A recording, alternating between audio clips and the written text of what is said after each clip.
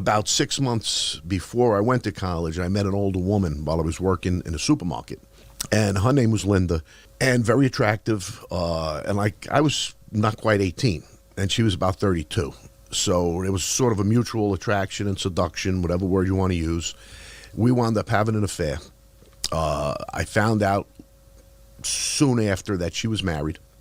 I knew she had 2 kids, but I never met the husband. The husband was always gone. He was always away. So I was assuming he was a businessman or a doctor, just with crazy hours. Ultimately, I find out that he is one of the bosses in the Colombo family. And his name's Greg Scarpa. And they called him the Grim Reaper. I mean, he told me he stopped counting at 50 bodies. And he's probably got 100 or 200. I mean, it's probably one of the most feared mob guys in history. I says, now it's really, really bad. If he finds out, he's got to kill me. You know, I know who he is now. So anyway, he confronts me with it one day. We're driving to the club, and he knew because just a couple of days earlier, I didn't show up somewhere. And he said, this is not like you. He says, something's wrong.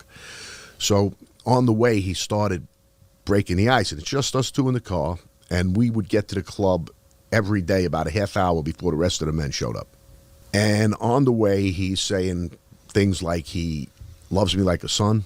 You know, Linda loves you. I'm going to have this conversation with you because I think you're very mature for your age. I'm only 19 now. This was about a year and a half later we had this talk.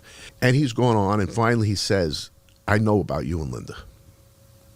So my heart's beating. And he told me, it's okay. He says, I'm fine with it. If anybody outside the 3 of us finds out, he says, you and I will be killed. It's a rule.